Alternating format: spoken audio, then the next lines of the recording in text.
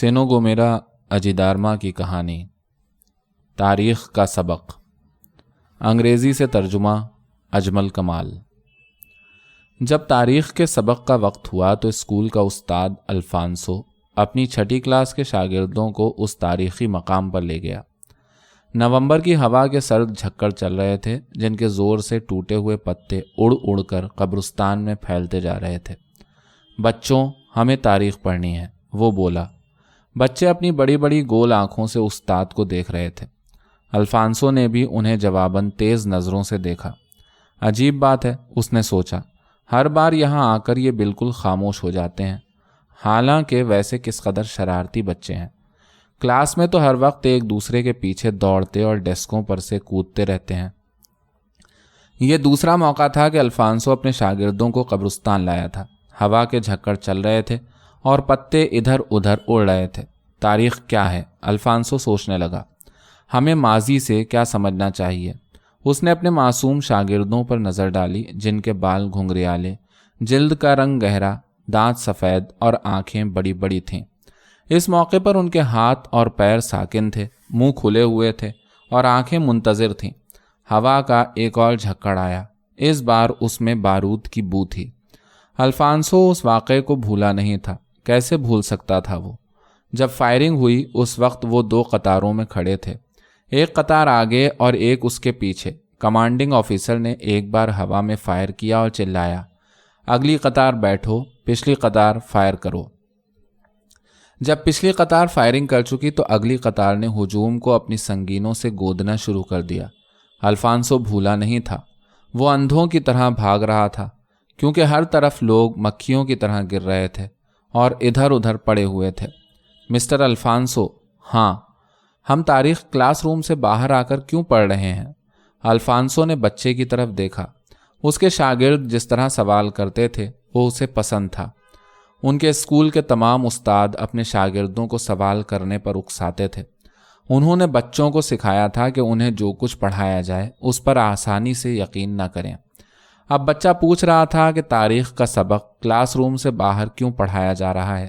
Alphonso کے ذہن میں اس سوال کا ایک جواب تھا، لیکن جو جواب اس کے منہ سے نکلا وہ اس سے مختلف تھا، کیونکہ ہر چیز کلاس روم کے اندر نہیں پڑھائی جا سکتی فرانسسکو۔ سر، ایک اور بچہ کھڑا ہوا۔ ہاں، تاریخ کا کس قسم کا سبق کلاس روم سے باہر پڑھایا جاتا ہے؟ الفانسو نے ایک سانس لی۔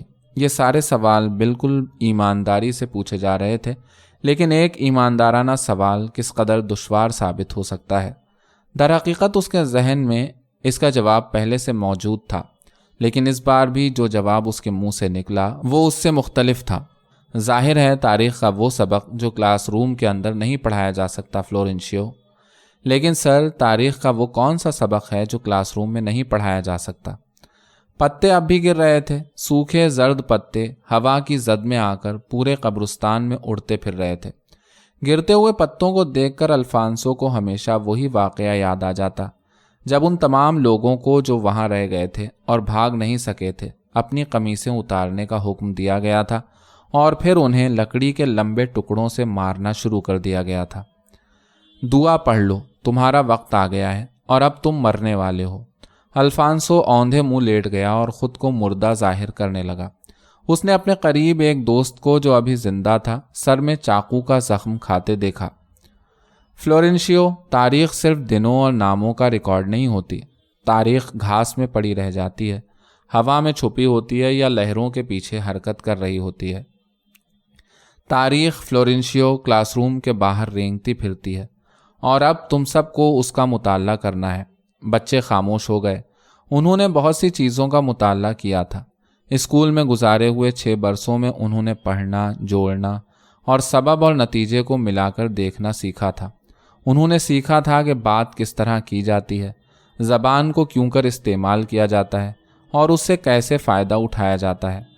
6 برس، جی ہاں، 6 برس تک ان کے مضبوط جبڑوں اور تیز آنکھوں والے استادوں نے، جن میں سے بعض کانوں کے بغیر تھے، انہیں یکساں طریقے سے تعلیم دی تھی تاکہ انہیں زبان پر عبور حاصل ہو جائے، کیونکہ اس طرح وہ بہت ساری چیزیں جن میں تاریخ بھی شامل ہے سمجھ سکیں گے۔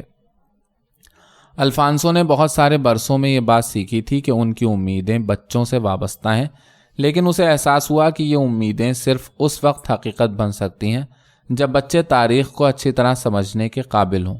وہ یہ بھی بخوبی جانتا تھا کہ ان کی تاریخ کا سمجھنا محض ایک مخصوص قسم کی گفتگو کے ذریعے ممکن ہے جس میں دونوں فریق ایک دوسرے کی بات سمجھ سکتے ہوں۔ حقیقت یہ تھی کہ برستی ہوئی گولیوں کے معنی سمجھنے کی تعلیم دینا کوئی آسان کام نہ تھا۔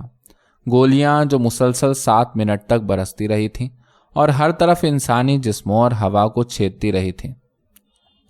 اس کے بعد خاموشی چھا گئی تھی، جس کے بعد کراہنے کی آوازیں سنائی دی تھیں۔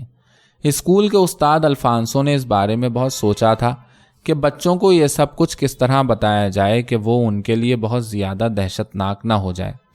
انہیں اس خون کے بارے میں بتائے بغیر جس نے سڑک کے کولتار کو سرخ کر دیا تھا، یہ بتائے بغیر کہ کس طرح اس کا اپنا سر ٹھوکروں کی زد میں آیا تھا، کس طرح اس کی قمیص نوچ کر اسی سے اس کے ہاتھ باندھے گئے تھے اور کس طرح اس کے سر پر رائفل کے دستے سے ضربیں لگائی گئی تھیں، یہاں تک کہ خون بہنے لگا تھا، جبکہ قریب ہی اس کے دوست کو لکڑی کے لمبے ٹکڑوں سے جن کے سروں پر کیلیں نکلی ہوئی تھیں پیٹا جا رہا تھا۔ الفانسو بہت عرصے سے ایسے کسی طریقے کی تلاش میں تھا جس کے ذریعے اس قسم کی تاریخ کو غصے میں آئے بغیر پڑھایا جا سکے۔ ان سب کو مار دو، اسے چیخ کر کہا گیا۔ یہ فقرہ سنائی دیا، اگرچہ گولیاں چلنے کی آوازیں آنا بند ہو گئی تھیں۔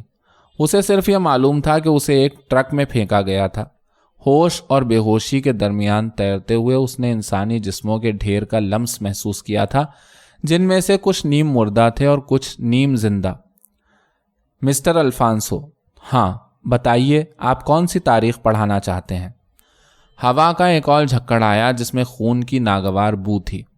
ہوا چلنے کی آواز اکثر الفانسو کو رات کا وہ جلوس یاد دلا دیتی تھی، ایک طویل جلوس، ایک تابوت کے ساتھ ساتھ جس پر ہزاروں موم بتیاں جل رہی تھیں۔ اسے یاد آتا کہ کس طرح اداسی ایک متواتر گہرا ہوتا ہوا زخم بن سکتی ہے۔ ہم صرف سباستیان کی موت کا سوگ منا رہے ہیں۔ اسے یہ الفاظ یاد تھے، ہم صرف سوگ منا رہے ہیں اور پھول بکھیر رہے ہیں۔ کچھ لوگ سوگ منا رہے تھے اور کچھ لوگ اس سے زیادہ کر رہے تھے اور جھنڈے اور پوسٹر اٹھائے ہوئے تھے۔ اوہ وینتیورا، اوہ کلیمنتینو، کیا آدمی کو زندگی سے بڑھ کر، حقیقت سے بڑھ کر آزادی سے پیار کرنا چاہیے؟ سر، ہاں بہت دیر ہو گئی ہے، تاریخ کا پیریڈ ختم ہونے والا ہے، ہمیں تاریخ کے بارے میں جلدی سے بتائیے۔ بچوں کو کیا جاننا چاہیے؟ کیا انہیں جاننا چاہیے کہ ان کے بڑے بھائی کیوں اپنا نشان چھوڑے بغیر غائب ہو گئے؟ ان کے خاندان ادھورے کیوں ہو گئے؟ ان کے باپ نامعلوم جگہوں پر کیوں دفن ہیں؟ کیا انہیں جاننا چاہیے کہ راتوں کو اتنا سناٹا کیوں ہوتا ہے؟ فوج کیوں گشت کرتی رہتی ہے؟ اور ان کی ماؤں کی آنکھوں میں اکثر اتنی دہشت کیوں جھلکتی رہتی ہے؟ الفانسو سوچ رہا تھا کہ تاریخ کا سبق کس طرح پڑھائے، اور سورج اوپر ہی اوپر چڑھتا جا رہا تھا۔ بچے ٹھوڑیاں ہتھیلیوں پر رکھے انتظار میں بیٹھے تھے اور ان کی نظریں استاد پر سے ہٹتی نہ تھیں۔ تب اس نے انہیں وہ کہانی سنائی۔ ایک دن 18 سال پہلے ہوا کے جھکڑ چل رہے تھے اور تاریخ میں لہریں اٹھ رہی تھیں۔ تمام بچوں پر ایک سحر سا طاری تھا۔ لہروں نے انہیں ایک ایسی دنیا میں پہنچا دیا تھا جہاں ہر طرف خاک اڑ رہی تھی اور گولیاں برس رہی تھیں اور خون ابل رہا تھا اور آنسو بہہ رہے تھے، لیکن منہ غصے میں بھیچے ہوئے تھے۔ ایسی دنیا جس میں مائیں اپنے بچوں سے اور بچے اپنے ماں باپ سے جدا ہو رہے تھے، عورتوں کو مارا اور ریپ کیا جا رہا تھا۔ جہاں ایک جوان آدمی نے زندہ باد کا نعرہ لگایا تو اسے خاموش کر دیا گیا، اس کے کانوں سے خون بہہ رہا تھا اور بعد میں اس کے کان کاٹ لیے گئے تھے۔ لاشوں کے ڈھیر تھے جن کے سامنے فوجی ٹولیوں میں کھڑے ہو کر تصویریں کھنچوا رہے تھے۔ کبھی کبھی وہ ڈھیر میں سے ایک لاش کو اٹھا کر یوں کھڑا کر لیتے جیسے وہ اب تک زندہ ہو۔ وہ اس کے سر پر ہیٹ پہنا دیتے اور منہ میں سگریٹ اٹکا دیتے اور ہنستے ہوئے اس کے ساتھ تصویر کھنچواتے۔ نومبر کی ہوا کے جھکڑ اب بھی چل رہے تھے۔ اب ان کا زور اور بڑھ گیا تھا۔ قبرستان میں بکھرنے والے پتوں کی تعداد بھی بڑھ گئی تھی جو سرسراہٹ کی آواز کے ساتھ دیواروں سے ٹکرا رہے تھے۔ اچانک آسمان پر بادل چھا گئے جیسے ان میں تلخی سے بے چین سینکڑوں روحوں نے پناہ لے رکھی ہو۔ الفانسو اب تک بول رہا تھا۔ اس نے کہانی سکون کے ساتھ لیکن پوری سنائی۔ بچے منہ کھولے سنتے رہے اور تاریخ ان کی روحوں میں اترتی رہی۔ آپ کو سچ بتاؤں تو وہ الفانسو کی کہانی پہلے بھی سن چکے تھے، بلکہ یہ انہیں زبانی یاد ہو چکی تھی، لیکن انہیں اب معلوم ہوا تھا کہ یہ تاریخ ہے جسے تاریخ کی کتابوں میں درج نہیں کیا جاتا۔